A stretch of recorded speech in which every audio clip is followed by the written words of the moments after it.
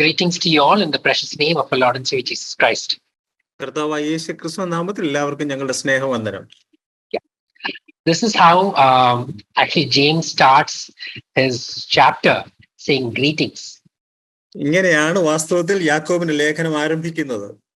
We don't see that in any of Pauline's epistles.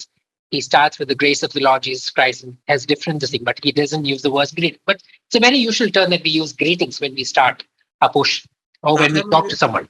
സാധാരണഗതിയിൽ പൗലോസിന്റെ ലേഖനങ്ങളിൽ നമ്മൾ കർത്താവായ യേശു ക്രിസ്തുവിന്റെ കൃപ എന്നൊക്കെയാണ് കാണുന്നത്. എന്നാൽ ഇത് സാധാരണഗതിയിൽ ഉള്ള ഒരു സല്യൂട്ടേഷൻ ആണ് ഇവിടെ നാം കാണുന്നത് യാക്കോബിൻ ലേഖനത്തിൽ. Before we go into verses in chapter 1, we'll just have a quick recap of what we did last week.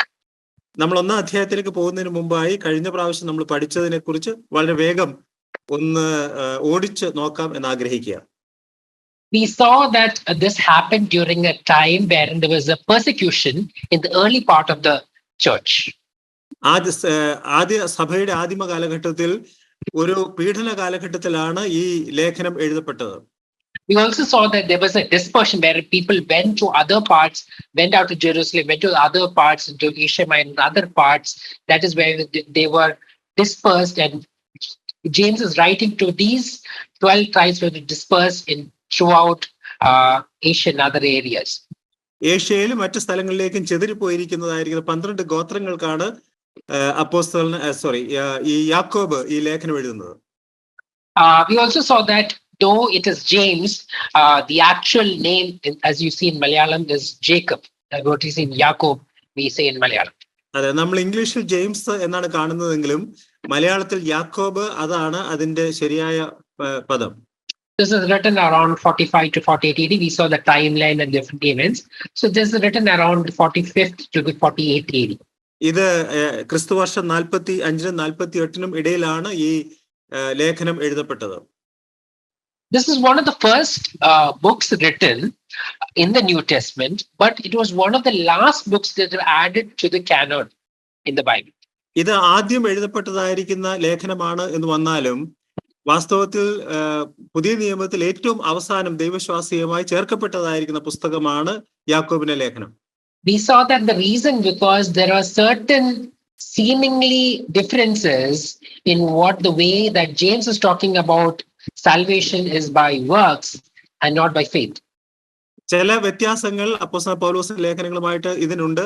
ഇവിടെ ചിലപ്പോൾ നമുക്ക് തോന്നാം രക്ഷ പ്രവൃത്തിയാലാണ് എന്നാണ് യാക്കോബ് എഴുതുന്നതെന്ന് ചിന്തിക്കാനുള്ള സാധ്യതയുണ്ട്. We'll see that in detail in chapter 2, but we concluded saying that we are actually saved not by good works, but we are saved actually for good works. ഇവിടെ നാം ശരിയായ രീതിയിൽ നാം ഇത് നോക്കിയാൽ വാസ്തവത്തിൽ നാം രക്ഷ പ്രാപിച്ചത് പ്രവൃത്തിയാലല്ല, പ്രവൃത്തി നല്ലത് ചെയ്യുവാനായിട്ടാണ് നാം രക്ഷ പ്രാപിക്കപ്പെട്ടത്. Then we saw an outline of the entire book where chapter 1 talks about a lot of key words, main topics that is said in chapter 1, and later on from chapter 2 to chapter 5 we see a lot of topics as mentioned in the screen.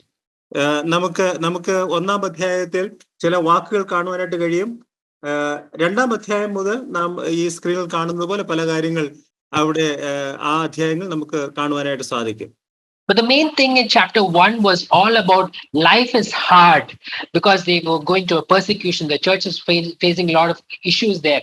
They were Jews, but now they were Messianic Jews. They were facing a lot of problems. So James is addressing that crowd. So that is why he introduces the topics and tells different topics in chapter 1.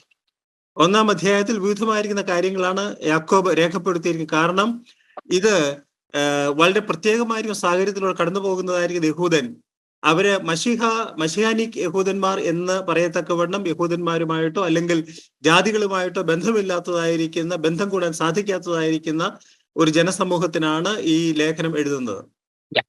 Then we also saw that the book of James was influenced by two things. One was by the Beatitude, the Sermon on the Mount, and also the book of Proverbs, especially chapter 1 to 9.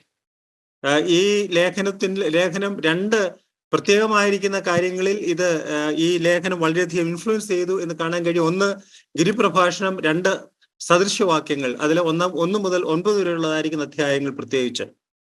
There's a lot of importance that we saw how James was not just a person who was late to come to know the Lord, but then there were different names that we saw for James and how important he was in the early church. ഈ യാക്കോബ് വാസ്തവത്തിൽ വളരെ അവസാനമാണ് കർത്താവിലേക്ക് കടന്നു വന്നത് എന്ന് വന്നാലും വളരെ പ്രധാനപ്പെട്ടതായിരിക്കുന്ന പല പേരുകൾ തനിക്ക് കാണുവാനായിട്ട് സാധിക്കും.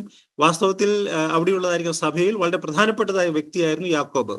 We saw how important he was in the Jerusalem Council, how he was in the Apostles, and how he was a person who was like a pillar and just. താൻ അവിടെ യെരുശലേം കൗൺസിലില് താൻ എത്ര പ്രാധാന്യമുള്ളവനായിരുന്നു, അപ്പോസ്തലന്മാരുടെ മധ്യേ അവൻ എത്ര പ്രാധാന്യമുള്ളവനായിരുന്നു. അവൻ ഒരു തൂണായിട്ട് തന്നെ കുറിച്ച് നാം വായിക്കുന്നുണ്ട്. He was also a man of prayer. That is why we see his name called as Old Camel Knees. താനൊരു പ്രാർത്ഥനാ വീരനായിരുന്നു. അതുകൊണ്ടാണ് ഓൾഡ് ക്യാമൽ നീസ് എന്ന പേരിൽ തന്നെ അറിഞ്ഞിരുന്നു. Later on, we see that he was martyred in the year 62 when he was top of the temple. He was pushed down and then finally he was beaten up to death. And still he was praying for the people who were persecuting him. താൻ AD 62 താൻ കൊല്ലപ്പെടുകയുണ്ടായത് ആ ദേവാലയത്തിന് അഗ്രത്തിൽ തന്നെ താഴേക്ക് തള്ളിയിട്ടു തന്നെ പിന്നീട് കല്ലെറിഞ്ഞ് കൊന്നതായിട്ടാണ് നാം കാണുന്നത്. അപ്പോൾ താൻ വാസ്തവത്തിൽ അവർക്ക് വേണ്ടി പ്രാർത്ഥിക്കുന്നത് നമുക്ക് കാണുവാനായിട്ട് സാധിക്കും. So let us read today from verse 1 all the way to verse 11. Someone can read that in Malayalam? I can read it, yeah. 1 മുതൽ 11 വരെയുള്ള വാക്യങ്ങൾ നമുക്ക് വായിക്കാം. ദൈവത്തിന്റെയും കർത്താവായ യേശുക്രിസ്തുവിന്റെ ദാസനായ യാക്കോബ് എഴുതുന്നത്. ചിതറിപ്പാർക്കുന്ന 12 ഗോത്രങ്ങൾക്കും വന്ദനം. എന്റെ സഹോദരന്മാരെ, നിങ്ങൾ വിവിധ പരീക്ഷകളിൽ അകപ്പെടുമ്പോൾ നിങ്ങളുടെ വിശ്വാസത്തിന്റെ പരിശോധന സ്ഥിരത ഉളവാക്കുന്നു എന്നറിഞ്ഞ് അത് അശേഷം സന്തോഷം എന്നെണ്ണുവേൻ. എന്നാൽ നിങ്ങൾ ഒന്നിലും കുറവില്ലാതെ തികഞ്ഞവരും സമ്പൂർണരും ആകേണ്ടതിന് സ്ഥിരതയ്ക്ക് തികഞ്ഞ പ്രവൃത്തി ഉണ്ടാകട്ടെ. നിങ്ങളിൽ ഒരുത്തർ ജ്ഞാനം കുറവാകുന്നു എങ്കിൽ ഭത്സിക്കാതെ എല്ലാവർക്കും ഔദാര്യമായി കൊടുക്കുന്നവനായ ദൈവത്തോട് യാചിക്കട്ടെ, അപ്പോൾ അവൻ ലഭിക്കും. എന്നാൽ അവൻ ഒന്നും സംശയിക്കാതെ വിശ്വാസത്തോടെ യാചിക്കുകയാണ്. സംശയിക്കുന്നവൻ കാറ്റടിച്ച് അലയുന്ന കടൽത്തിരയ്ക്ക് സമൻ. ഇങ്ങനെയുള്ള മനുഷ്യൻ കർത്താവിൽ നിന്ന് വലുത് ലഭിക്കും എന്ന് നിരൂപിക്കരുത്. ഇരുമനസ്സുള്ള മനുഷ്യൻ തന്റെ വഴികളിൽ ഒക്കെയും അസ്ഥിരൻ ആകുന്നു. എന്നാൽ എളിയ സഹോദരൻ തന്റെ ഉയർച്ചയിലും ധനവാനോ പുല്ലിന്റെ പൂ പോലെ ഒഴിഞ്ഞു പോകുന്നവനാകിയാൽ തന്റെ എളിമയിലും പ്രശംസിക്കട്ടെ. സൂര്യൻ ഉഷ്ണക്കാറ്റോട് ഉദിച്ചിട്ട് പുല്ലുണങ്ങി പൂവ് ഉതിർന്നു അതിന്റെ രൂപഭംഗി കെട്ടുപോകുന്നു. അതുപോലെ ധനവാനും തന്റെ പ്രയത്നങ്ങളിൽ വാടിപ്പോകും. We saw in verse 1 where James addresses himself not as the half brother of Jesus, but he calls himself as the bond servant of the Lord Jesus Christ. ഇവിടെ യാക്കോബ് തന്നെ കർത്താവായ യേശു ക്രിസ്തുവിന്റെ അർത്ഥ സഹോദരൻ എന്നല്ല പറയുന്നത്. താൻ പറയുന്നത് കർത്താവായ യേശു ക്രിസ്തു ദാസൻ, വിൽക്കപ്പെട്ടതായ ഒരു ദാസൻ എന്ന നിലയിലാണ്. So he refers himself as a slave to his master. The word slave is the word doulos, and he mentions him as a slave, though he is his half brother, but he mentions him as a slave. And he also recognizes the fact that Jesus is the Lord Jesus Christ. He accepts him as God in verse 1 itself. തന്നെ കുറിച്ച് പറയുമ്പോൾ താൻ ദാസനായ യേശു ക്രിസ്തു ദാസൻ എന്നാണ് വളരെ കൃത്യമായിട്ട് ഇവിടെ പറയുന്നത്. അതുപോലെ തന്നെ ദൈവത്തിന്റെയും കർത്താവായ യേശു ക്രിസ്തുവിന്റെ കർത്തൃത്വവും താൻ ഇവിടെ അംഗീകരിക്കുകയാണ്. Then it goes on to say greetings and then says, brethren, count it all joy. അവിടെ അതിനോട് ചേർന്ന് പറയുന്നു verse 2 ഇവിടെ അശേഷം സന്തോഷം എന്ന് എണ്ണുവാനായിട്ട് ആവശ്യപ്പെടുകയാണ്. Let me ask you a question. When do you smile? When do you have a smile on your face? ഞാനൊരു ചോദ്യം ചോദിക്കട്ടെ, എന്നാണ് നിങ്ങളുടെ മുഖത്ത് ഒരു പുഞ്ചിരി വിടർന്നത്? Godly Mattingly might be happy when his children come from the US and Canada. Yeah. Joe Manangal will be happy if he gets a good real estate deal.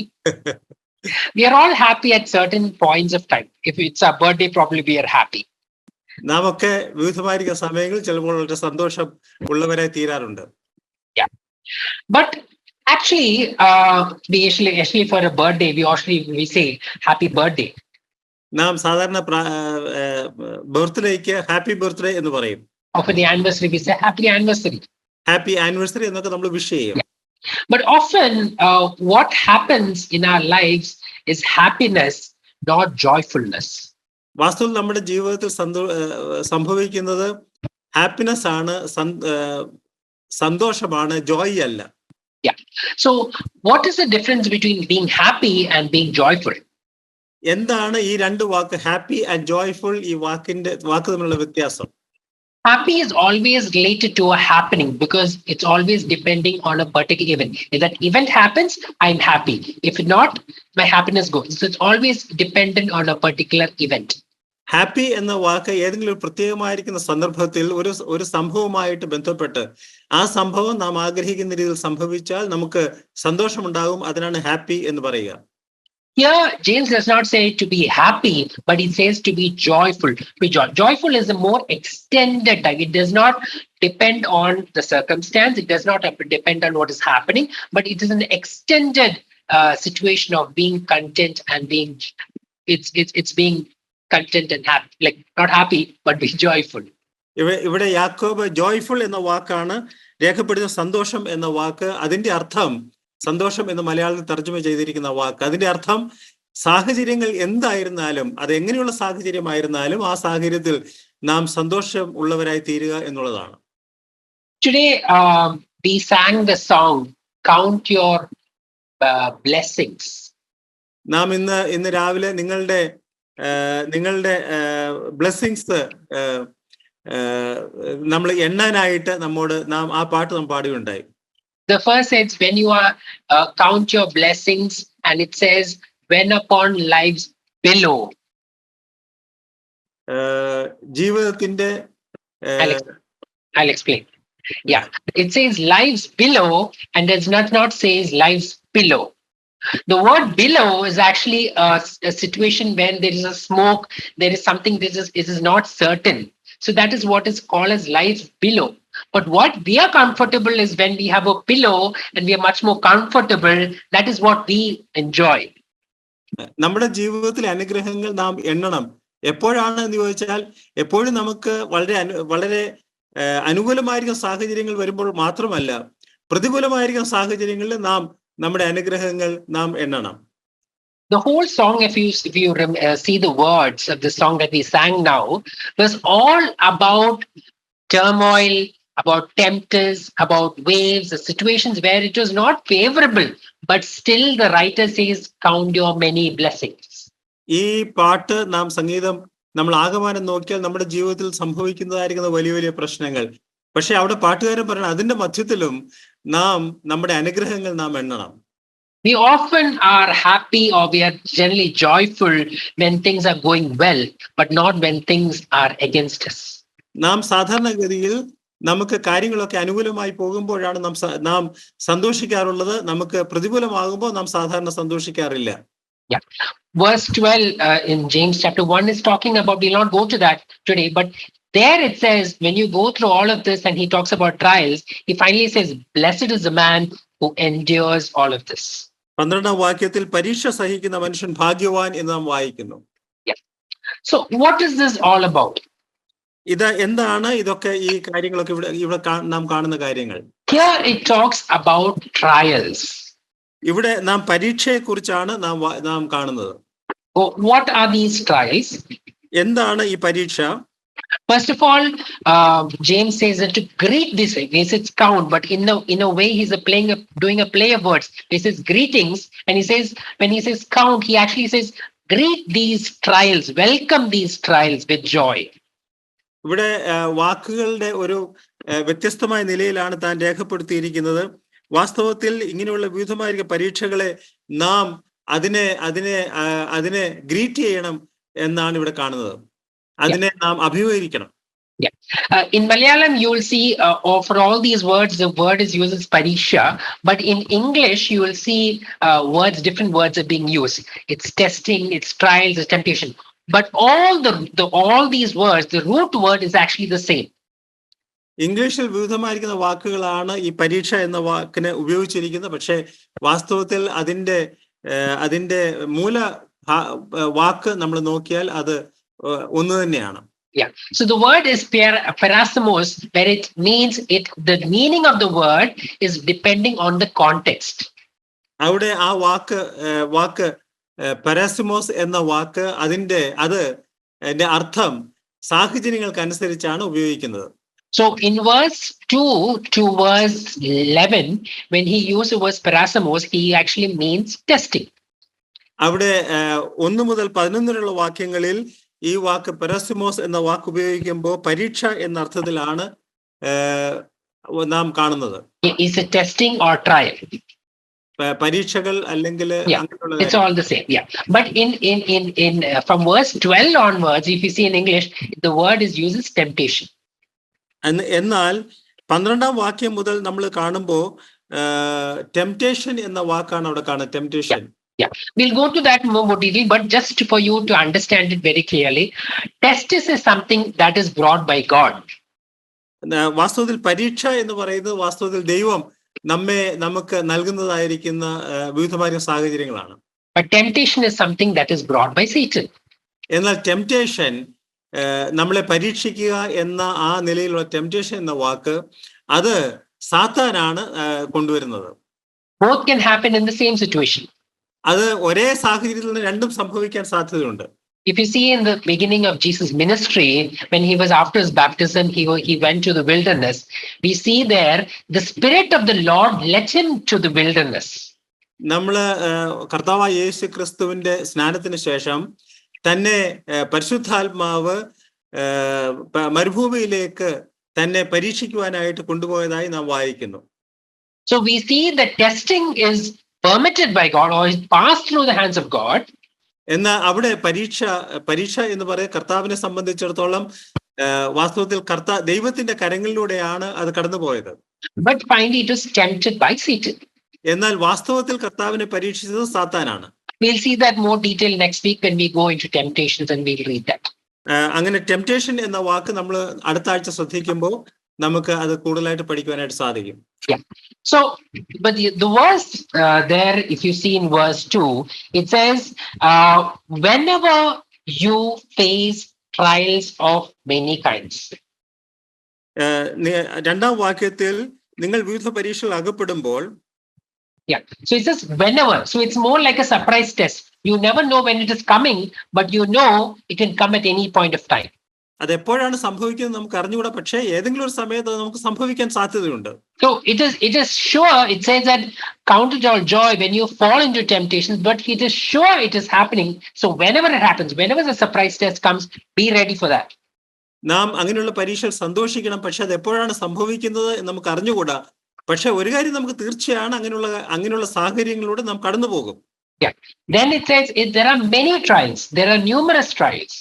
അവിടെ നമ്മൾ വായിക്കുന്നത് മെനി അഥവാ വിവിധ എന്ന വാക്കാണ്, വിവിധമായ പരീക്ഷകൾ. So it's not you'll be tested in certain areas. You'll be tested in different areas at different points of time. So there are different times, different trials in your entire Christian life. നാം ഏതെങ്കിലും ഒരു വ്യത്യസ്തമായ ഒരു പ്രത്യേകമായ പരീക്ഷണത്തെ കുറിച്ചല്ല, വിവിധമായിരിക്കുന്ന നിലകളിൽ നമ്മുടെ ക്രിസ്തീയ ജീവിതത്തിൽ പരീക്ഷകളിലൂടെ നാം കടന്നു പോകേണ്ടതായിട്ട് വരും. So there are many, meaning to say, when I say many, it will come at many points of time, and probably every time you'll face different kinds of trials. So that is the difference between many and kind. അവിടെ നമ്മൾ വിവിധ പരീക്ഷകൾ എന്ന് പറയുമ്പോൾ വ്യത്യസ്തമായിരിക്കുന്ന സാഹചര്യങ്ങളിൽ വ്യത്യസ്തമായിരിക്കുന്ന രീതിയിലുള്ള പരീക്ഷകൾ നമുക്ക് സംഭവിക്കും എന്നാണ് അതിന്റെ അർത്ഥം. Moving on, why do these trials actually come? Why does God give us trials? ഇങ്ങനെയുള്ളതായിരിക്കുന്ന പരീക്ഷകൾ എന്തുകൊണ്ടാണ് ദൈവം അനുവദിച്ച് നൽകുന്നത്? The first reason number one is for our maturation, of our maturity. നാം അതിൽ മുതിർന്നു വരിക എന്നുള്ളതാണ് അതിന്റെ ഒരു ലക്ഷ്യം. If you see in verse 4, it says that let this patience make its perfect work, that you may be perfect, complete, lacking nothing. 4ാം വാക്യത്തിൽ തികഞ്ഞവർ സമ്പൂർണർ, ഒന്നിലും കുറവില്ലാത്തവർ, തികഞ്ഞവർ സമ്പൂർണർ എന്ന് നാം കാണുന്നു. Yeah, so it sums up to mean maturity, but the three words used there is being perfect, being complete, and lacking nothing. അവിടെ നമ്മൾ maturity എന്നതിന് കാണുന്ന ഒന്നിലും കുറവില്ലാതെ തികഞ്ഞവർ സമ്പൂർണ്ണർ, അങ്ങനെ നാം വളർന്നു വരണം. Yeah. So there it means when you say perfect, it does not mean it is spotless, it does not have mistakes. No, that is not the point. When you say that when you face trials, that you will be perfect, it said you will be fully grown. That is what it means in the original. നാം തികഞ്ഞവർ എന്നുള്ളത് കൊണ്ട് നാം അർത്ഥമാക്കുന്നത് നമുക്ക് കുറവുകളില്ല എന്നുള്ളതല്ല, ശരിയായ രീതിയിൽ വളർന്നവർ എന്നാണ് അതിന്റെ അർത്ഥം. Next word is complete. It actually means being whole or being having integrity, being complete or being whole. That is what it means. അടുത്ത വാക്ക് സമ്പൂർണത, അതിന്റെ അർത്ഥം പൂർണ്ണത, മുഴുവൻ എന്നുള്ളതാണ്. Yeah. And finally, the third word is lacking nothing. Means there is no missing piece there. It is complete. All the parts are integrated. Everything is complete there. So that is why he has lacking nothing. മൂന്നാമതായിട്ട് ഒന്നിലും കുറവില്ലാതെ എന്ന് വെച്ചാൽ ഒന്നും നഷ്ടപ്പെടാത്തതായിരിക്കുന്ന അവസ്ഥ. So this is what it means to be mature, being perfect, being complete and lacking nothing. നാം അതിൽ പൂർണ്ണത അഥവാ നാം വളരുക എന്നതിന്റെ അർത്ഥം നാം അതിൽ ഒന്നിലും കുറവില്ലാതെ തികഞ്ഞവരും സമ്പൂർണ്ണരും ആകുക എന്നുള്ളതാണ് അതിന്റെ അർത്ഥം. A similar play of words you see that in Romans 5 verses 3 to 5. റോമാലേഖനം 5-ാം അധ്യായത്തിന് 3 മുതൽ 5 വരെയുള്ള വാക്യങ്ങൾ നമുക്ക് ഇങ്ങനെയുള്ളതായിട്ടുള്ള ഒരു വാക്കുകളുടെ ഉപയോഗം കാണുവാനായിട്ട് സാധിക്കും. When he talks about suffering, he says suffering will lead to perseverance, and then perseverance to character, and from character to hope. അവിടെ നമ്മൾ വായിക്കും കഷ്ടത സഹിഷ്ണുതയും, സഹിഷ്ണുസിദ്ധതയും, സിദ്ധത പ്രത്യാശയും ഉളവാക്കുന്നു.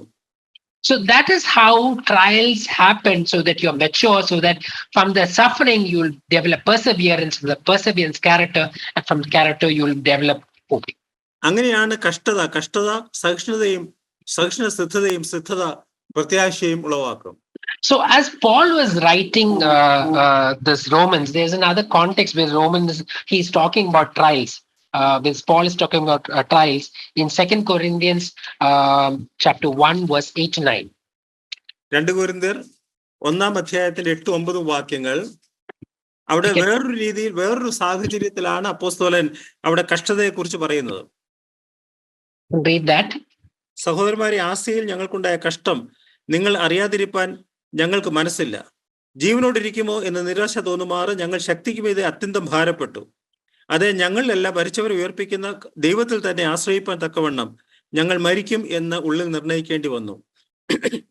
So even at the point of death, when he had no other hope, no other place to rely on, he was completely depending on God even up to the point of death. താൻ മരണത്തോട് മരിക്കും എന്ന് ചിന്തിക്കുന്ന ഒരു സാഹചര്യത്തിൽ, മറ്റൊന്നിലും തനിക്ക് ആശ്രയിക്കാൻ സാധിക്കാത്തതായിരിക്കുന്ന ഒരു സാഹചര്യം വന്നപ്പോ താൻ ദൈവത്തിൽ തന്നെ സമർപ്പിച്ച് അതിൽ ആശ്രയിക്കുകയാണ്. So that is what it means to be mature. അതാണ് നാം വളരുക എന്നുള്ളത് കൊണ്ട് അർത്ഥമാകുന്നത്. And from James we find this is the main reason why trials is given, so that this develop into maturity in the book of James. അതാണ് യാക്കോബ് എഴുതുമ്പോൾ അവിടെ പരീക്ഷകളുടെ ആത്യന്തികമായി അത് നമ്മെ വളർത്തുവാനായിട്ട് അതിടയാകണം. But there are other reasons also why trials come in our life. മറ്റു കാരണങ്ങളാലും നമുക്ക് പരീക്ഷകൾ സംഭവിക്കാൻ സാധ്യതയുണ്ട്. It can be for correction. നമ്മെ തന്നെ ശരിയാക്കുവാനായിട്ട്. We know the example of Jonah. യോനായുടെ കഥ നമുക്കറിയാം. Where he had to be corrected. For him to be corrected, God had to take him to the ship, and from the ship to the whale, and then he had corrected his course of action, and then he went to Nineveh. യോനായ വാസ്തവത്തിൽ ഒരു കപ്പലിൽ താൻ പോയി അവിടെ നിന്ന് ഒരു മത്സ്യത്തിനെ വയറ്റി ചെന്നു. അവിടെ നിന്ന് മത്സ്യം അവനെ ശരിയായ ദിശയിലേക്ക് കൊണ്ടുപോകുവാനായിട്ടിടയായി. So also for correction, God gives us trials. അങ്ങനെ നമ്മെ ശരിയായ ദിശയിൽ കൊണ്ടുപോകുവാനായിട്ട് ദൈവം ഒരുപക്ഷെ നമുക്ക് പരീക്ഷകൾ നൽകി എന്ന് വരാം. Another reason is for direction. രണ്ടാമത്തെ കാരണം നമ്മെ ദിശ ശരിയാക്കുവാനായിട്ട്. A perfect example again is in the life of Paul. വീണ്ടും നമുക്ക് പൗലോസിന്റെ ജീവിതത്തിൽ നിന്ന് അത് കാണുവാനായിട്ട് സാധിക്കും. If you look in the book of Acts and chapters 27 and 20, we're not reading that portion, but we know all the story where he was taken to this place called Malta, the island called Malta. അവിടെ 27 അധ്യായത്തിൽ അവിടെ മാൾട്ടയിലേക്ക് അപ്പോസ്തലൻ പൗലോസ് പോയതിനെ കുറിച്ച് നമ്മൾ വായിക്കുന്നു. where he was actually going to Rome. താൻ റോമിലേക്ക് പോകുന്ന വഴിയായിരുന്നു. But on his way to Rome, due to shipwreck and all that happened, he was directed finally to save his life, and the soldiers and all of them, they were directed to Malta. അങ്ങനെ പോകുന്ന വഴിക്ക് തന്റെ കപ്പൽ ചയത്തിൽ താൻ അകപ്പെട്ടു. താൻ മാൾട്ടയിലേക്ക് പോകേണ്ടതായിട്ട് വന്നതായി നാം വായിക്കുന്നു. We read that in chapter 28. 28-ാം അധ്യായത്തിൽ നാം അത് വായിക്കുന്നു. Yeah. So, but there ultimately where God directed his Paul to a different direction, so that the people there could know the Lord, there was healing there, the leaders were saved and all of that. So there is also trials that comes in our life for directions in our lives. വാസ്തവത്തിൽ ഇങ്ങനെ പൗലോസ് തന്റെ വഴി മാറി, അഥവാ താൻ പ്രത്യേകമായ സാഹചര്യത്തിൽ താൻ അകപ്പെട്ടത് മുഖാന്തരം അവിടെ തനിക്ക് അനേകരെ രക്ഷയെങ്കിലേക്ക് നടത്തുവാനായിട്ട് തനിക്കിടയായി. അതും ദൈവത്തിന്റെ ഒരു പദ്ധതിയാണ്. Another example we can remember is Macedonia. When Paul was actually going to Macedonia, the Holy Spirit told him not to go there, and he was led to Galatian, and because of which actually the people in Galatia came to know the word of Lord, came to know the salvation. വാസ്തവത്തിൽ പൗലോസിന് മക്കദോനിയയിലേക്ക് പോകാൻ ആഗ്രഹമുണ്ടായിരുന്നു. എന്നാൽ പരിശുദ്ധാത്മാവ് തന്നെ അതിന് സമ്മതിച്ചില്ല. താൻ ഗലാത്യയിലേക്ക് പോയി അവിടെ ചിലരെ രക്ഷയെങ്കിലേക്ക് നയിക്കുവാനായിട്ട് തനിക്ക് സാധിച്ചു. What happened? He fell sick. അവിടെ പക്ഷേ താൻ സൗഖ്യമില്ലാത്തവനെ തീർന്നു. Yeah. So we find that the reason why trials can be for different reasons, for our maturity, for our correction, and probably even for our direction. വിവിധമായിരിക്കുന്ന കാരണങ്ങളാൽ നമുക്ക് പരീക്ഷ വരുവാനായിട്ട് സാധിക്കും. ഒരുപക്ഷെ നമ്മെ തന്നെ വളർത്തുവാനായിട്ട്, അതുപോലെ നമ്മുടെ തെറ്റുകളെ മാറ്റുവാനായിട്ട്, അതുപോലെ തന്നെ നമ്മെ ശരിയായ ദിശയിലേക്ക് നയിക്കുവാനായിട്ടൊക്കെ പരീക്ഷകൾ നമുക്ക് സംഭവിച്ചു എന്ന് വരാം. But I think one key word you can remember, and when we always see in our own lives, when we go to trials, we always remember one thing: God, we are more closer to God in our trials than our good times. വാസ്തവത്തിൽ പരീക്ഷകളെ കുറിച്ച് നാം നോക്കിയാൽ, പരീക്ഷകൾ കൂടെ കടന്നു പോകുമ്പോൾ നാം ദൈവത്തോട് വളരെ അടുക്കുന്നതായിട്ട്, നമ്മുടെ നല്ല സമയത്തേക്കാൾ വളരെ അടുക്കുന്നതായിട്ട് നമുക്ക് മനസ്സിലാക്കുവാനായിട്ട് സാധിക്കും. Because then we need to rely on God, then we need to pray more, then we will spend more time, and there's no other hope than on the living hope. നമുക്ക് വാസ്തവത്തിൽ യാതൊരു പ്രത്യാശയും മറ്റ് ആശയമില്ലാത്ത സമയത്ത് കർത്താവായ യേശു ക്രിസ്തുവിൽ ആശ്രയിച്ച് അവനോട് പ്രാർത്ഥിക്കാനും അവനോട് അടുക്കുവാനും ഉള്ളതായിരിക്കും സാഹചര്യം നമുക്ക് പരീക്ഷയിൽ ഉണ്ടാകും. Moving on, why this test of our faith? നമ്മുടെ വിശ്വാസത്തെ എന്തുകൊണ്ട് പരീക്ഷിക്കണം? So here another word that is used is patience. ഇവിടെ നമ്മൾ അതിന് ഉപയോഗിക്കുന്ന ഒരു വാക്കാണ്. It says testing of your faith produces patience. അവിടെ സ്ഥിരത എന്ന വാക്ക് നമ്മൾ വായിക്കുന്നു. പരിശോധന സ്ഥിരത ഉളവാക്കുന്നു. Okay. An interesting quote I saw this. Christian is like a tea bag. വാസ്തവത്തിൽ ക്രിസ്ത്യാനി ഒരു ടീ ബാഗ് പോലെയാണ്. Because you will never know the flavor unless you put it in hot water. അതിന്റെ ശരിയായ രുചി നമുക്ക് മനസ്സിലാകണമെങ്കിൽ ചൂടുവെള്ളത്തിൽ അത് ഇട്ടെങ്കിലേ മതിയാകുള്ളൂ. So that is why generally we say that testing of our faith is important. Then only you'll know how mature, how you are in Christ. വാസ്തവത്തിൽ നാം പരീക്ഷകൾ കടന്നുപോയെങ്കിൽ മാത്രമേ നാം ക്രിസ്തുവിൽ എങ്ങനെ നിലനിൽക്കുന്നു എന്നുള്ളത് ശരിയായ രീതിയിൽ മനസ്സിലാക്കുവാനായിട്ട് സാധ്യമാകുകയുള്ളൂ. So here James is saying that faith will produce patience.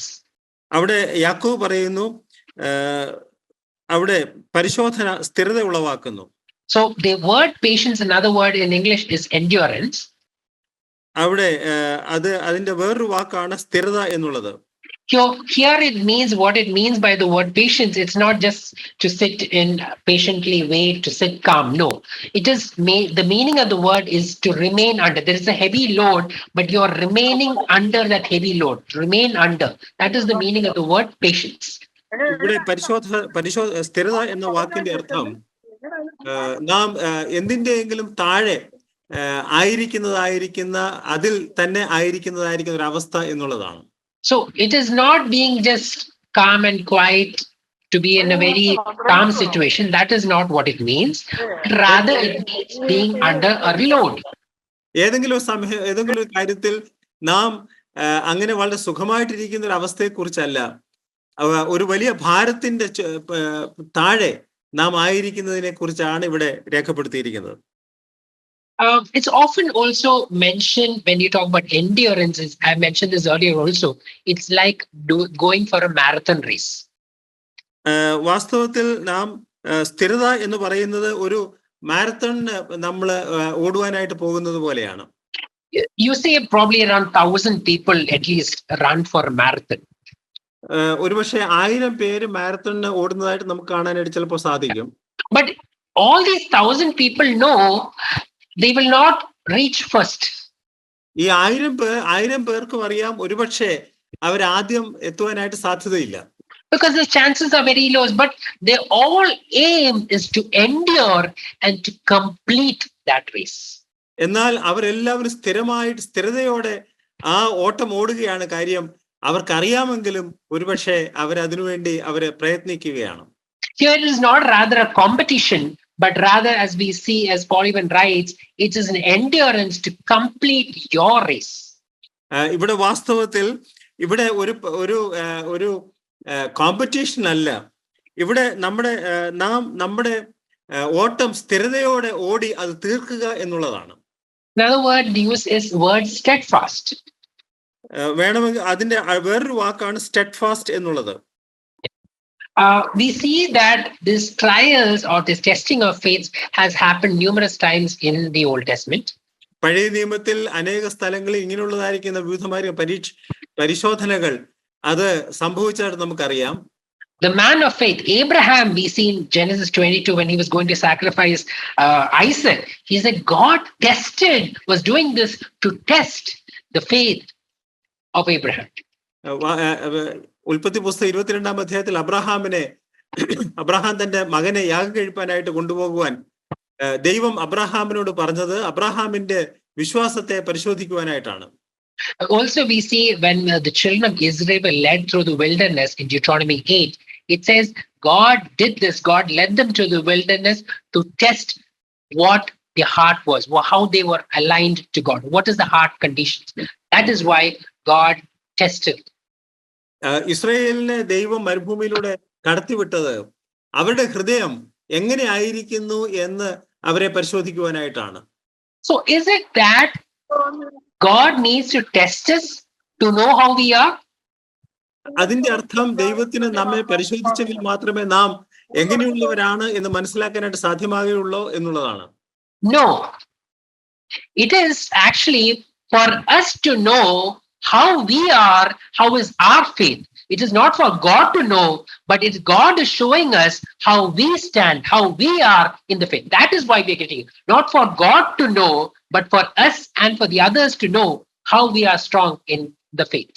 ദൈവം വാസ്തവത്തിൽ നമ്മെ പരിശോധിക്കുന്നത് അല്ലെ പരീക്ഷകൾ കടത്തിവിടുന്നത് നാം ദൈവത്തിന് നമ്മെക്കുറിച്ച് മനസ്സിലാക്കുവാനായിട്ടല്ല, നാം നമ്മെ തന്നെ മനസ്സിലാക്കുവാനായിട്ടാണ് അങ്ങനെയുള്ള സാഹചര്യത്തിലൂടെ ദൈവം നമ്മെ കടത്തിവിടുന്നത്. So it is for us and for others to know about our faith. നമ്മുടെ വിശ്വാസത്തെ നമുക്ക് മറ്റുള്ളവർക്ക് മനസ്സിലാക്കുവാനായിട്ടാണ് ഇങ്ങനെ പരിശോധനയിലൂടെ ദൈവം നമ്മെ കടത്തിവിടുന്നത്. Another thing is, how does our faith increase? നമ്മുടെ വിശ്വാസം എങ്ങനെയാണ് അത് വർദ്ധിക്കുവാനായിട്ട് ഇടയാകുന്നത്? If you can just read that in Romans 10 verse 17. റോമലേഖനം 10-ാം അധ്യായത്തിന്റെ 17-ാമത്തെ വാക്യം, ആകയാൽ വിശ്വാസം കേൾവിയാലും കേൾവി ക്രിസ്തുവിന്റെ വചനത്താലും വരുന്നു. So it actually comes by the word of God, hearing the word of God. വാസ്തവത്തിൽ അത് വരുന്നത് ദൈവവചനം നാം കേൾക്കുന്നത് മുഖാന്തരമാണ്. So the faith that you have, there the context is talking about the gospel, but rather it is also faith will increase by the word of God. വാസ്തവത്തിൽ ഇവിടെ വിശ്വാസം ദൈവവചനത്താൽ അത് വർദ്ധിക്കുവാനായിട്ട് ഇടയാകും. So that is why testing of our faith is done. അങ്ങനെയാണ് നമ്മുടെ വിശ്വാസം പരിശോധിക്കപ്പെടുന്നത്. If you see a silversmith, ഒരു വെള്ളി ഊതിക്കഴിക്കുന്ന മനുഷ്യൻ, how he purifies the silver. താൻ എങ്ങനെയാണ് ആ വെള്ളി അത് അത് പ്യൂരിഫൈ ചെയ്യുന്നത്? He heats it up in a vessel and heats it up where all the impurities come up. അത് ഒരു പാത്രത്തിലിട്ട് താൻ അത് ചൂടാക്കുമ്പോ അതിനുള്ളതായിരിക്കും മാലിന്യം അത് പുറത്തേക്ക് വരും. He takes it all out. അങ്ങനെയുള്ള മാലിന്യങ്ങളെല്ലാം നീക്കും. Then finally when he looks into it, what he sees is his own reflection. അവസാനം അവനതിലേക്ക് നോക്കിയാൽ തന്റെ മുഖം തന്നെ അതിൽ പ്രതിബിംബിക്കുന്നത് കാണുവാനായിട്ട് സാധിക്കും. So when we go to trials after trials in different kinds at many points of time, at surprise moments, finally what God intends is that our faith will increase and we will be like the Son, like Jesus Christ. വാസ്തവത്തിൽ ഇങ്ങനെയുള്ള പരീക്ഷകളിലൂടെ നാം കടന്നു പോകുമ്പോൾ നാം നമ്മുടെ വിശ്വാസം കൂടുതലായിട്ട് വർദ്ധിക്കുവാനും ആത്യന്തികമായി നമ്മിൽ കർത്താവിനെ പ്രതിബിംബിക്കുവാനായിട്ടും സാധിക്കും. What is actually tested? What kind of things are usually put to the test? ഏതൊക്കെ രീതിയിലുള്ള വിഷയങ്ങളാണ് സാധാരണഗതിയിൽ പരീക്ഷയ്ക്ക് വിധേയമാക്കാറുള്ളത്? Things that are precious. വളരെ വിലയുള്ളത്. That is what is tested and proven. അതാണ് പരിശോധിച്ച് അത് നല്ലതാണോ എന്ന് നോക്കുന്നത്. When we go and buy anything, be a small thing or a big thing or a car or a small thing, we always see whether it is tested, proven, the rating is that is certified. That is then we go and make the purchase based on the certification because it is tested and proven. നാം സാധാരണഗതിയിൽ എന്തെങ്കിലും വാങ്ങുവാനായിട്ട് പോയാൽ അതിന്റെ rating ഒക്കെ നോക്കും. അത് മറ്റുള്ളവർ പരിശോധിച്ച് അതിനെക്കുറിച്ചുള്ള അഭിപ്രായമൊക്കെ നാം സാധാരണഗതിയിൽ നോക്കാറുണ്ട്. Or in very simple terms, even when we go to a restaurant, we'll see a review even before going because we have seen someone has gone before, someone has tried it, someone has seen what it is. Then we will go and make our choices. നാം റെസ്റ്റോറന്റിൽ പോയാലും അങ്ങനെ തന്നെയാണ്. അതിനു മുമ്പ് പോയവർ ആ റെസ്റ്റോറന്റിനെ കുറിച്ച് എന്താണ് പറഞ്ഞിരിക്കുന്നത് എന്ന് നാം സാധാരണ ശ്രദ്ധിക്കാറുണ്ട്. Moving on to verse 5, he says when we are going to trials, we need faith. Number 1. We also need wisdom. ഒന്നാമത് നാം നമ്മുടെ പരിശോധനയിൽ നമുക്ക് വിശ്വാസം ഉണ്ടാവണം. രണ്ടാമത് നമുക്ക് ജ്ഞാനം ഉണ്ടാവേണ്ടത് ആവശ്യമാണ്. So we need wisdom at all times, especially also for trials. നമുക്ക് എപ്പോഴും ജ്ഞാനം ഉണ്ടാകണം, പ്രത്യേകിച്ച് നാം പരീക്ഷയിലൂടെ കടന്നു പോകുമ്പോൾ. We see that later on chapter 3 onwards, he talks about wisdom in detail, but we are just running through the topic of topic of wisdom. But here he talks it in the context of trials. നാം ഇനി 3-ാം അധ്യായത്തിൽ ജ്ഞാനത്തെക്കുറിച്ച് കൂടുതലായിട്ട് കാണുവാൻ സാധിക്കും. പക്ഷെ ഇവിടെ വാസ്തവത്തിൽ പരീക്ഷയുള്ള ബന്ധത്തിൽ ജ്ഞാനത്തെക്കുറിച്ചാണ് നാം ഇവിടെ ഈ ഭാഗത്ത് കാണുന്നത്. We know that James is also the New Testament Proverbs. യാക്കോബ് ഒരു പുതിയ നിയമ സദൃശവാക്യം സുഭാഷിതം ഇവിടെ പറയുകയാണ്. We know Proverbs is one book which talks a lot about wisdom. നമുക്കറിയാം സദൃശവാക്യത്തിൽ ജ്ഞാനത്തെക്കുറിച്ച് ധാരാളം നമുക്ക് വായിക്കാനായിട്ട് സാധിക്കും. In chapter 4 verse 7, you see that wisdom is attainable and it is needed for it. Talks a lot about wisdom in chapter 4, but he says wisdom is attainable and you need it for your life. അവിടെ 4-ാം അധ്യായത്തിൽ സദൃശവാക്യം 4-ാം അധ്യായത്തിൽ അവിടെ ജ്ഞാനത്തെക്കുറിച്ച് ധാരാളം കാര്യങ്ങൾ കാണുവാനായിട്ട് സാധിക്കും. അത് നമുക്ക് അറ്റൈൻ ചെയ്യാൻ കഴിയുന്നതാണ് എന്ന് അവിടെ 4-ാം അധ്യായത്തിൽ നമുക്ക് സദൃശവാക്യം 4-ാം അധ്യായത്തിൽ കാണുവാനായിട്ട് സാധിക്കും. In chapter 8 verse 35, it talks about the blessings of having wisdom. It talks about if you found it, you will find life and you will find favor. അവിടെ ജ്ഞാനത്തെക്കുറിച്ച് പറയുമ്പോൾ 8-ാം അധ്യായം 35-ാം വാക്യത്തിൽ കണ്ടെത്തുന്നവൻ ജീവനെ കണ്ടെത്തുന്നു എന്ന് നമ്മൾ വായിക്കുന്നു. But when we see the book of Proverbs, we'll find different terminologies being used. അവിടെ എന്നാൽ സദൃശവാക്യം നമ്മൾ നോക്കിയാൽ വ്യത്യസ്തമായിരിക്കുന്ന വാക്കുകൾ. We always know the word that fear of the Lord is the beginning of wisdom. അവിടെ നമ്മൾ വായിക്കുക യഹോവഭക്തി ജ്ഞാനത്തിന്റെ ആരംഭമാകുന്നു. We all know that. So we just think that okay, fear of the Lord, so wisdom you need. But what about other things like knowledge? വാസ്തവത്തിൽ യഹോവഭക്തിക്ക് ജ്ഞാനം ആവശ്യമാണ്. പക്ഷേ what about knowledge? അറിവിന് Yeah. So just to make it simple, I just defined those three words: wisdom, understanding, and knowledge. മൂന്ന് മൂന്ന് വാക്കുകൾ, ഒന്ന് ജ്ഞാനം, ഒന്ന് അണ്ടർസ്റ്റാൻഡിങ് അഥവാ മനസ്സിലാക്കാനുള്ള കഴിവ്, മൂന്നാമത്തേത് നോളജ്, അറിവ്. So knowledge is actually the accumulation of information. അറിവ് എന്ന് പറയുന്നത് കാര്യങ്ങൾ നമ്മള് കൂടുതലായിട്ട് ഒരുമിച്ച് കൊണ്ടുവരുന്ന അക്യുമുലേറ്റ് ചെയ്യുക എന്നുള്ളതാണ്. എന്ന് വെച്ചാൽ അറിയാനായിട്ട് ശ്രമിക്കുന്നു എന്നുള്ളതാണ്. Living in an AI world, we also just an interesting fact that I came to know is the information or the knowledge that we have in the last 2 years is more than all the information that is collected from the start of mankind. മനുഷ്യവർഗത്തിന്റെ ആരംഭം മുതൽ ഇതുവരെ ഉണ്ടായതായിരിക്കുന്ന മുഴുവൻ അറിവും അതിന്റെ അത്രയും തുല്യമാണ് കഴിഞ്ഞ 2 വർഷമായിട്ട് നമുക്ക് ലഭിച്ചതായിരിക്കുന്ന അറിവുകൾ, പ്രത്യേകിച്ച് ആർട്ടിഫിഷ്യൽ ഇന്റലിജൻസ് ഒക്കെ ഉള്ളതുമായിട്ട് ബന്ധപ്പെട്ട്. So we are bombarded with lot of knowledge, lot of information. നാം ഒരുപാട് അറിവ് ഇന്നത്തെ കാലത്ത് നമുക്ക് നമ്മുടെ ചുറ്റുമുണ്ട്. We also know another word is understanding. മറ്റൊരു വാക്കാണ് മനസ്സിലാക്കാനുള്ള കഴിവ്. So understanding is an interpretation of that particular knowledge. We have a lot of information, but we need to interpret that. That is what is understanding. നമ്മൾ വാസ്തവത്തിൽ ഈ അറിവ് അത് നമ്മൾ എങ്ങനെ അത് വ്യാഖ്യാനിക്കുന്നു, അതാണ് നാം മനസ്സിലാക്കുന്നത്. But the third word is wisdom, where it means an application of your knowledge and putting that into application. But an application is where wisdom is all about. വാസ്തവത്തിൽ ജ്ഞാനം എന്ന് പറയുന്നത് നമുക്ക് ലഭിച്ചതായിരിക്കുന്ന അറിവ് അത് നമ്മൾ ശരിയായ രീതിയിൽ അപഗ്രഥിച്ച് മനസ്സിലാക്കി അത് നമ്മൾ ജീവിതത്തിൽ കൊണ്ടുവരിക എന്നുള്ളതാണ്. There are a lot of things to say about knowledge. Generally, we know that wisdom comes from the word of God. വാസ്തവത്തിൽ അറിവ്, ജ്ഞാനം എന്ന് പറയുന്നത് ദൈവത്തിൽ നിന്നാണ്, വചനത്തിൽ നിന്നാണ് വരുന്നത്. We read that in Psalms. I'm not going to the portions today, but we know that wisdom also comes from the word of God. വാസ്തവത്തിൽ ജ്ഞാനം വാസ്തവത്തിൽ ദൈവവചനത്തിൽ നിന്നാണ് നമുക്ക് ലഭിക്കുന്നത്. We also know that wisdom also comes from the world. എന്നാൽ അതുപോലെ തന്നെ ജ്ഞാനം ഈ ലോകത്തിൽ നിന്നും ഉണ്ടാകുന്നുണ്ട്. When we say wisdom, we also understand there is earthly wisdom and there is heavenly wisdom. വാസ്തവത്തിൽ ജ്ഞാനം എന്ന് പറയുന്നത് ഈ ഭൂമിയുടെ ജ്ഞാനമുണ്ട്, അതുപോലെ സ്വർഗത്തോടുള്ള ബന്ധത്തിലുള്ള ജ്ഞാനവുമുണ്ട്. There Paul says in 1 Corinthians chapter 3 and then again chapter 4, he says that do not consider yourself wise in the standards of the world, but that is generally foolishness. അവിടെ 3-ാം അധ്യായത്തിൽ 19 വാക്യത്തിൽ അവിടെ നമ്മൾ വായിക്കുന്നു, ഈ ലോകത്തിന്റെ ജ്ഞാനം ദൈവസന്നിധിയിൽ ഭോഷത്വമാണ്. Yeah. So again in 18 and 19, do not deceive yourself. Don't be deceived by the things of this world. Because generally, if you consider yourself wise on the earth standard, you will consider to be a fool.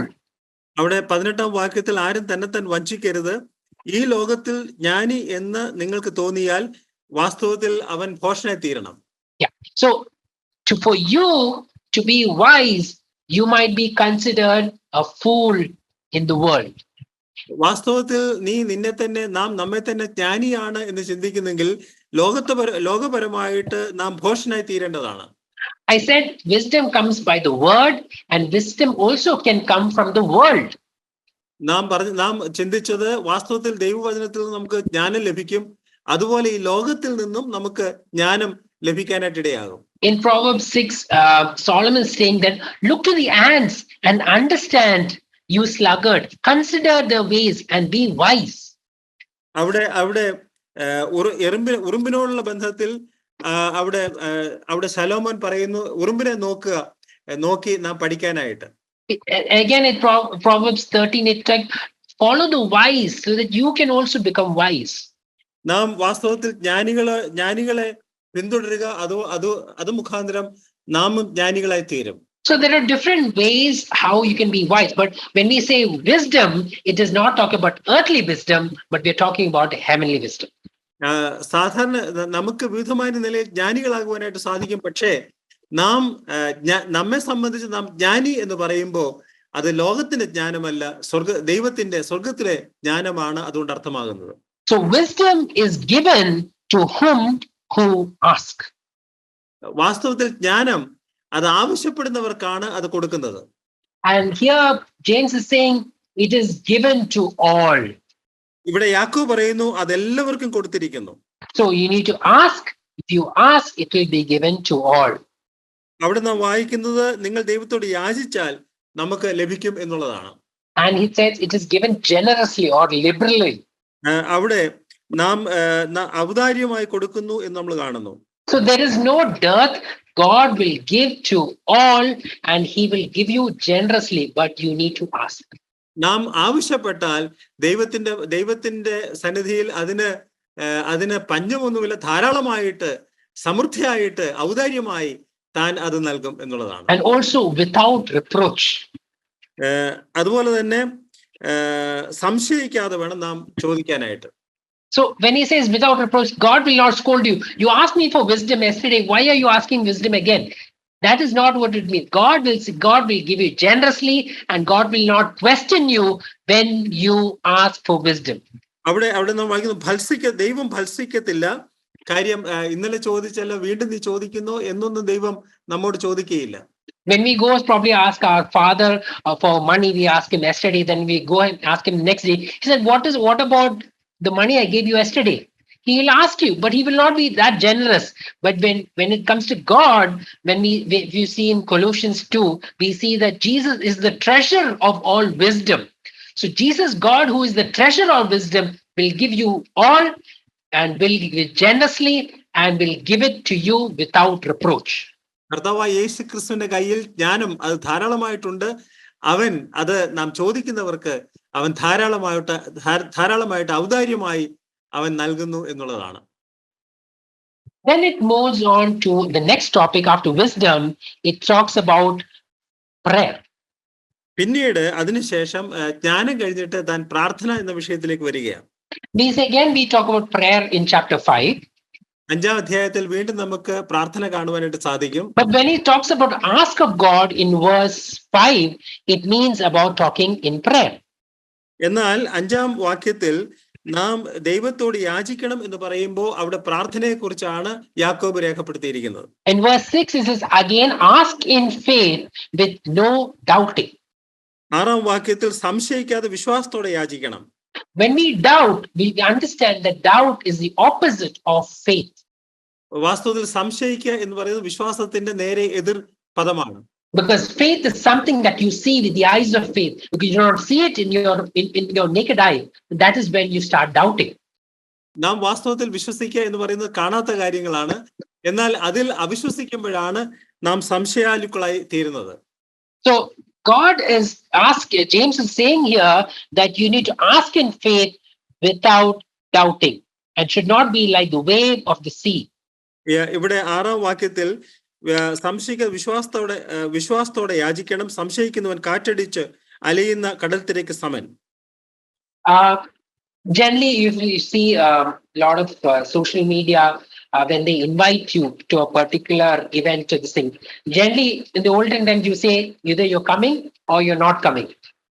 പണ്ട് കാലങ്ങളിലൊക്കെ social മീഡിയയിൽ നമ്മളെ ഏതെങ്കിലും ഒരു കാര്യത്തിന് വേണ്ടി നമ്മളെ ക്ഷണിച്ചാൽ നമ്മൾ ഒന്നുകിൽ വരും അല്ലെ വരത്തില്ല എന്ന് പറയും. But generally, if you see now, the options are much more. എന്നാൽ ഇന്ന് വാസ്തവത്തിൽ അതിനുള്ളതായിരിക്കുന്ന നമ്മൾ വരുമോ ഇല്ലയോ എന്ന് പറയാനുള്ളതായിരിക്കുന്ന ഓപ്ഷൻസ് വ്യത്യസ്തമായ നിലകളിലുണ്ട്. You say yes, you say no, you say maybe, you say interested, you say can't say. So all these maybe, interested, can't say is all waving. You're neither here, you're not sure whether you will come or you will not come. ഇന്നത്തെ കാലത്ത് അങ്ങനെ നമ്മളെ ആരെങ്കിലും വിളിച്ചാൽ അവരോട് വേണമെങ്കിൽ നമ്മൾ വരും, വരത്തില്ല, അല്ലെങ്കിൽ ചിലപ്പോ വരും, നമുക്ക് താല്പര്യമുണ്ട്, താല്പര്യമില്ല, ഇങ്ങനെ വ്യത്യസ്തമായ നിലകളിൽ എങ്ങും തൊടാതെ നമുക്ക് ഉത്തരം പറയുവാനായിട്ട് സാധിക്കും. In Arabic, usually you just say one word. You say inshallah. You're not sure whether he'll come or he will not come. അറബിക്കൽ ഇൻഷാല്ലാ പറയുന്നത് പോലെ. Yeah. So you can't be wavering. You cannot be wavering. You cannot be like the wave of the sea. You can be either on this side or you have to be on the other side. നാം അങ്ങനെ സംശയിക്കുന്നവരായി കടൽത്തിരയ്ക്ക് സമരായിട്ട് നാം ആയിത്തീരുവാനായിട്ട് പാടില്ല. ഒന്നുകിൽ നാം ആ വശത്തായിരിക്കണം, അല്ലെങ്കിൽ മറുവശത്ത് ആയിരിക്കേണ്ടത് ആവശ്യമാണ്. God calls you to have an undivided heart. നമുക്ക് നമ്മുടെ ഹൃദയം അത് അത് ചഞ്ചലപ്പെടാത്തൊരു ഹൃദയമായിരിക്കുവാൻ ദൈവം നമ്മെക്കുറിച്ച് ആഗ്രഹിക്കുന്നു. But finally, because it all comes to the heart, what the cry of your heart, what is your condition of your heart? Either you're this side or you're on that side. നാം ഏതെങ്കിലും ഒരു വിഷയത്തിൽ നാം എന്ത് തീരുമാനിക്കുന്നു എന്നുള്ളത് ആത്യന്തികമായി നമ്മുടെ ഹൃദയത്തെയാണ് ആശ്രയിച്ചിരിക്കുന്നത്. When we pray, do we pray in a situation to remember, to think that God will answer our prayer? Or is it in a situation that, okay, let me pray, if I get it lottery, if I don't get, at least I did what I was supposed to do. നാം പ്രാർത്ഥിക്കുമ്പോൾ ദൈവം നമുക്ക് നൽകി എന്നുള്ള നിലയിലാണോ പ്രാർത്ഥിക്കുന്നത്, അതോ ഒരു lottery പോലെ ആവട്ടെ, ഞാൻ പ്രാർത്ഥിച്ചു, ദൈവത്തിന് വേണമെങ്കിൽ തന്നോട്ടെ അല്ലെങ്കിൽ വേണ്ട എന്നുള്ള നിലയിലാണോ നാം പ്രാർത്ഥിക്കുന്നത്? So that is what it means to pray with faith, without wavering. അതാണ് നമ്മൾ സംശയിക്കാതെ പ്രാർത്ഥിക്കുക എന്നതുകൊണ്ട് അർത്ഥമാക്കുന്നത്. A good example is in the story of Elijah and the Baal, the priest of Baal, in 1 Kings 18. We read that. ഏലിയാവിന്റെയും ബാൽ പുരോഹിതന്മാരുടെയും കാര്യം, പ്രാർത്ഥനയെ കുറിച്ച് നമ്മൾ വായിക്കുന്നുണ്ട്. In that we see the priest of Baal, the god Baal, they were praying from morning till afternoon, praying for fire to be sent from above. ബാലിന്റെ പുരോഹിതന്മാർ അവർ രാവിലെ തുടങ്ങി സന്ധ്യായാഗത്തിന്റെ സമയം വരെ അവര് സ്വർഗത്തിൽ നിന്ന് തീ ഇറങ്ങാനായിട്ട് അവർ പ്രാർത്ഥിച്ചുകൊണ്ടിരുന്നു. But their prayer was not answered. എന്നാൽ അവരുടെ പ്രാർത്ഥന ദൈവം ശ്രദ്ധിച്ചില്ല. But then we see a very short prayer by Elijah, and we see that prayer was answered. എന്നാൽ ഏലിയാവ് താൻ ഒരു ചെറിയ പ്രാർത്ഥന പ്രാർത്ഥിച്ചു, പക്ഷേ ദൈവം ആ പ്രാർത്ഥന കേട്ടു എന്നുള്ളതാണ്. And Elijah is actually making fun of them, and he repeatedly saying the word, why are you limping this side and that side? Why are you wavering? Be on God's side or on Baal's side? ഏലിയാവ് അവരെ കളിയാക്കുന്നുണ്ട്. നിങ്ങൾ ഏത് വശത്താണ് നിൽക്കുന്നത്, നിങ്ങള് ഈ വശത്താണോ അതോ മറുവശത്താണോ എന്നൊക്കെ ചോദിക്കുന്നുണ്ട്. Yeah, another good example I saw, when you look at the heart of a condition when it comes to prayer, is another example in Mark chapter 9 verse 24. മർക്കോസ് സുവിശേഷം 9:24 വാക്യത്തിൽ വേറൊരു സാഹചര്യം നാം കാണുന്നു. There we see Jesus is healing a child who was demon possessed. അവിടെ അശുദ്ധാത്മാവ് ബാധിച്ച ഒരു കുഞ്ഞിനെ സൗഖ്യമാക്കുന്നത് നമുക്ക് കാണാനായിട്ട് സാധിക്കും. And there this word is said in verse 24. അവിടെ 24 വാക്യത്തിൽ പറയുന്ന വാക്ക്, the father is saying to Jesus. അവിടെ ഈ ബാലന്റെ അപ്പൻ ഇങ്ങനെയാണ് കർത്താവിനോട് പറയുന്നത്. അന്ന് വായിക്കാമോ? ബാലന്റെ അപ്പൻ ഉടനെ നിലവിളിച്ചു, കർത്താവേ, ഞാൻ വിശ്വസിക്കുന്നു, എന്റെ അവിശ്വാസത്തിന് സഹായിക്കണമേ എന്ന് പറഞ്ഞു. So he says, Lord, I believe, help my unbelief. അവിടെ ബാലന്റെ അപ്പൻ പറയുകയാണ്, ഞാൻ വിശ്വസിക്കുന്നു, പക്ഷേ അതേസമയം തന്നെ ഞാൻ അവിശ്വസിക്കുകയും ചെയ്യുന്നുണ്ടോ എന്ന് സംശയിക്കുന്നു. He is saying that I believe, but that is not complete. There is also some level of unbelief. But help me, Lord. താൻ പറയുകയാണ്, ഞാൻ വിശ്വസിക്കുന്നു, പക്ഷേ ഒരു അവിശ്വാസത്തിന്റെ ഒരു ചെറിയ അംശം എന്നിലുണ്ടോ എന്ന് സംശയിക്കുന്ന ദൈവമേ എന്നെ സഹായിക്കണേ. So if I pray without complete belief, we need to also pray this prayer. Say, Lord, help me. I believe in you, but help my unbelief also. നാം വാസ്തവത്തിൽ പ്രാർത്ഥിക്കുമ്പോൾ നമ്മൾ വിശ്വാസത്തോടെ പ്രാർത്ഥിക്കണം. പക്ഷെ അതേസമയം തന്നെ നമ്മുടെ അവിശ്വാസത്തില് നമുക്ക് അല്പം അവിശ്വാസം ആ വിഷയത്തിലുണ്ടെങ്കിൽ അതിൽ ദൈവമേ എന്നെ സഹായിക്കണമേ എന്ന് നമ്മൾ പ്രാർത്ഥിക്കേണ്ടതാണ്. If you see in same chapter in verse 29, അതേ അധ്യായത്തിന് 29 വാക്യത്തിൽ, when the disciples are coming and asking why we could not drive out this demon, അവിടെ ഈ അശുദ്ധാത്മാക്കളെ എന്തുകൊണ്ടാണ് ഞങ്ങൾക്ക് മാറ്റുവാൻ കഴിയാത്തത് എന്ന് ശിഷ്യന്മാർ ചോദിക്കുന്നുണ്ട്. He says in verse 29, 29 വാക്യത്തിൽ, പ്രാർത്ഥനയല്ലാതെ ഈ ജാതി ഒന്നിനാലും പുറപ്പെട്ടു പോകുകയില്ല എന്ന് അവൻ പറഞ്ഞു. So Jesus finally saying that this can come out only by prayer and fasting. അവിടെ കർത്താവ് പറയുകയാണ്, പ്രാർത്ഥനയാലും ഉപവാസത്താലും മാത്രമേ ഈ ജാതി മാറിപ്പോകുകയുള്ളൂ. So finally, you need to be unwavering and in your faith, and ultimately you will see answers to your prayer. But you have to do that without wavering, without being tossed on this side or that side. നാം സ്ഥിരതയോടെ ചഞ്ചലപ്പെടാതെ ആ വശത്തോ ഈ വശത്തോ എന്നുള്ള ചിന്ത കൂടാതെ ശരിയായ രീതിയിൽ കർത്താവിന്റെ സന്നിധിയിൽ നാം പ്രാർത്ഥിക്കാനായിട്ട് ഇടയാകണം. Moving on to verse 9, 10 and 11.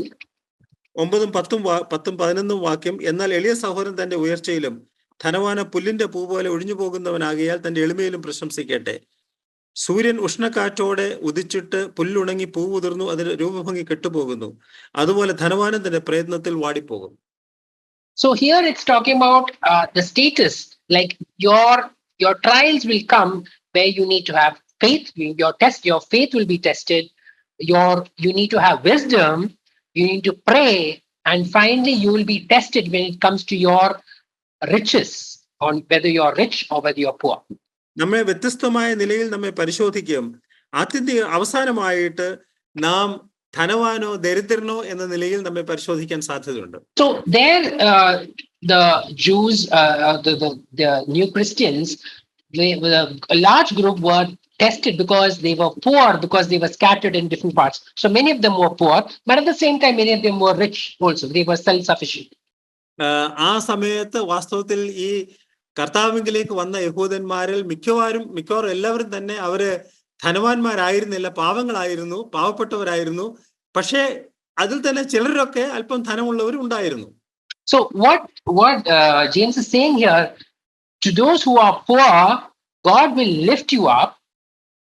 അവിടെ പറയുന്നു, യാക്കോബ് പറയുന്നു, എളിയ സഹോദരനെ ദൈവം ഉയർത്തും. Because in your humiliation God will exalt you. നിന്റെ എളിമയിൽ ദൈവം നിന്നെ ഉയർത്തും. You are in low condition, but God will exalt you. God will give you riches in his glory. God will give you. നിന്റെ എളിമയിൽ, നിന്റെ താഴ്ചയിൽ ദൈവം നിന്നെ ഉയർത്തും. We see that in 2 Corinthians 8:9. We're not going to the portion right now. 2 Corinthians 8-9 വാക്യങ്ങൾ നമുക്കിത് കാണുവാനായിട്ട് സാധിക്കും. Also, when we talks about riches, God is telling you, don't put your confidence on your riches, because your riches are in heaven. Let it not be a hindrance to you. God will humble you if you do so. അവിടെ ധനവാനെ കുറിച്ച് പറയുമ്പോൾ ധനവാൻ തന്റെ ധനത്തിൽ പ്രശംസിക്കരുത്, അതിൽ തന്നെ ആശ്രയിക്കരുത്. അങ്ങനെ ആശ്രയിച്ചാൽ ദൈവം നിന്നെ എളിമപ്പെടുത്തും എന്നുള്ളതാണ്. So whether you are poor or whether you are rich, the rich will be humbled and the poor will be uplifted. ഇവിടെ വാസ്തവത്തിൽ എളിയ സഹോദരൻ തന്നെ ഉയർത്തും, എന്നാൽ ധനവാൻ തന്നെ എളിമപ്പെടുത്തേണ്ടത് ആവശ്യമാണ്. Because it says that all this that you see around, all this wealth, everything will fade away. അത് എന്തുകൊണ്ടാണെന്ന് ചോദിച്ചാൽ നമുക്കുള്ളതായിരിക്കുന്ന സകലതും അത് നശിച്ചു പോകുന്നതാണ്. It looks very good, but it is all going to fade away one day. നമുക്കുള്ളതായിരിക്കുന്ന ധനം അത് എല്ലാം നല്ലതാണെന്ന് തോന്നും, പക്ഷേ ഒരു സമയം അത് എല്ലാം നശിച്ചു പോകുന്നതാണ്. So are we dependent on our insurance when it comes to our health, or are we dependent on our assurance in God?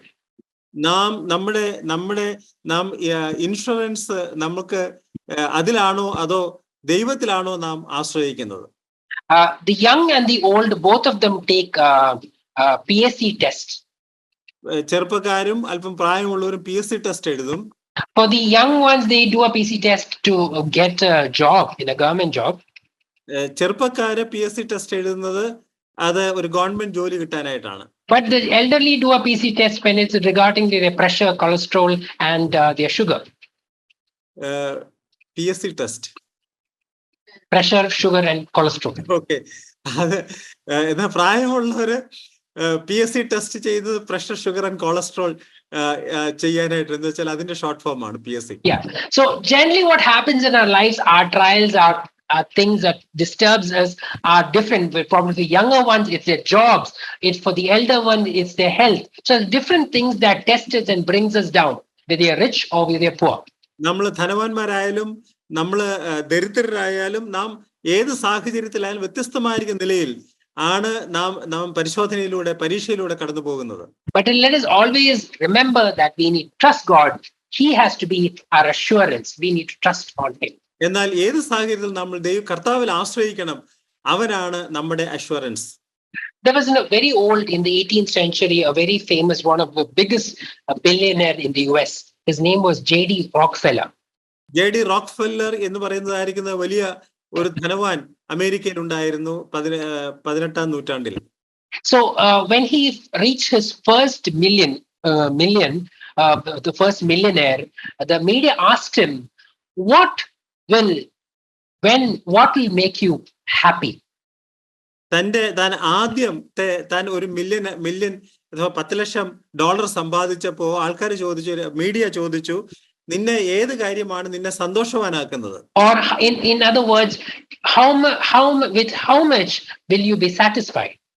തന്നോട് ചോദിച്ചതിന്റെ അർത്ഥം, എന്ത് കിട്ടി, എത്ര $1 നീ സമ്പാദിച്ചാൽ നീ സന്തുഷ്ടനാകും എന്നാണ് അതിന്റെ അർത്ഥം. He gave a very classic reply. ഞാനൊരു വളരെ നല്ല ഒരു ഉത്തരം താൻ അതിന് കൊടുത്തു. He said, just a little more. താൻ പറഞ്ഞു, ഒരല്പം കൂടെ. So what we do in our riches and the things of this world is just we need a little more.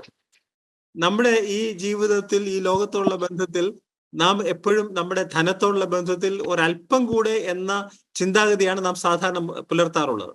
We need to put our eyes, our focus on things above and not on things below.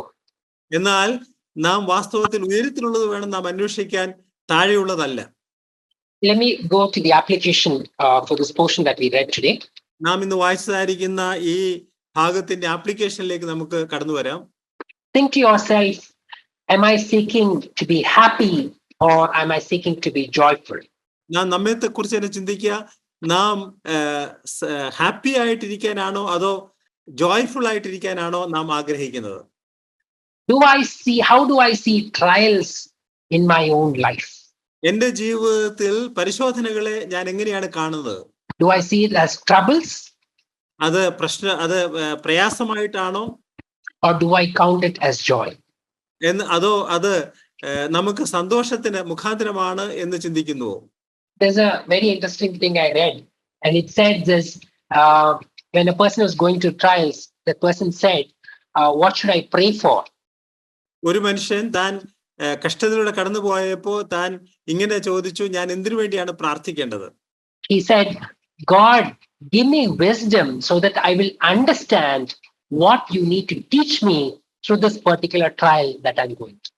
ഞാൻ ഈ കടന്നു പോകുന്ന പരിശോധനയിൽ ദൈവമേ, ദൈവം നീ എന്നെ കുറിച്ച് എന്താണ് ആഗ്രഹിക്കുന്നത് അത് മനസ്സിലാക്കാനുള്ളതായിരിക്കുന്ന കഴിവ് ജ്ഞാനം എനിക്ക് നൽകണം എന്ന് താൻ പ്രാർത്ഥിച്ചു. Because God gives you trials to upgrade you, not to put you down.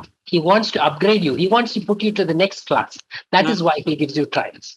ദൈവം നമുക്ക് ശോധന നൽകുമ്പോൾ, പരിശോധന കടത്തിവിടുമ്പോൾ നമ്മെ ഒരു ലെവലും കൂടെ ഉയർത്താനായിട്ടാണ് ദൈവം നമ്മെ അങ്ങനെയുള്ളതായിരിക്കും സാഹചര്യത്തിൽ കടത്തിവിടുന്നത്. Are you seeking heavenly wisdom? നാം സ്വർഗീയ ജ്ഞാനമാണോ ആഗ്രഹിക്കുന്നത്? Or the wisdom of the earth, which is ഈ ലോകത്തിന്റെ ജ്ഞാനമാണോ? Am I counting on God or am I counting on my money? ഞാൻ ദൈവത്തിലാണോ ആശ്രയിക്കുന്നത് അതോ എന്റെ ധനത്തിലാണോ? Finally, do I pray without doubting? ഞാൻ യാതൊരു സംശയം കൂടാതെ പ്രാർത്ഥിക്കുന്നുണ്ടോ? So today we saw all about test. Next week we'll see about temptation.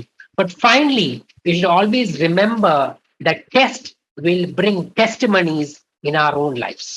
നാം ഇന്ന് ടെസ്റ്റ് എന്ന വിഷയത്തെ, പരിശോധന എന്ന വിഷയത്തെ കുറിച്ചാണ് നമ്മൾ ഇന്ന് കണ്ടത്. പരിശോധന നമുക്ക് നല്ല സാക്ഷ്യം ഉളവാക്കുവാനായിട്ടിടയാവും. Often I've said this before, but I'm saying again. Often my mom always used to say that God gives you the practical test and then gives you the theory. അമ്മ എപ്പോഴും പറയാറുണ്ടായിരുന്നു, ദൈവം ആദ്യം നമുക്ക് പ്രാക്ടിക്കൽ ആണ് തരുന്നത്, അത് കഴിഞ്ഞിട്ടാണ് അതിനെക്കുറിച്ച് വിശദമാക്കുന്ന തിയറി നമുക്ക് നൽകുന്നത്. So in our own lives, let us look back and see there are different situations that we are all going to face through. There are various kinds of trials that we are going to face. But in all of that, are we joyful And we'll be ultimately seeing that God will be uplifted, that I will take joy in this. I will count it as a blessing. And finally, I will testify to the glory of God. നമുക്ക് വ്യത്യസ്തമായിരിക്കുന്ന സാഹചര്യങ്ങളിലൂടെ ദൈവം നമ്മെ കടത്തിവിടും. അപ്പൊ ആത്യന്തികമായി നാം ചിന്തിക്കേണ്ടത് അത് നമ്മെ ഉയർത്താനായിട്ടാണ്. അതിലൂടെ ദൈവനാമം മഹത്വപ്പെടുവാനായിട്ട് ഇടയാകണം. May His name be glorified. ദൈവനാമം മഹത്വപ്പെടുമാറാകട്ടെ.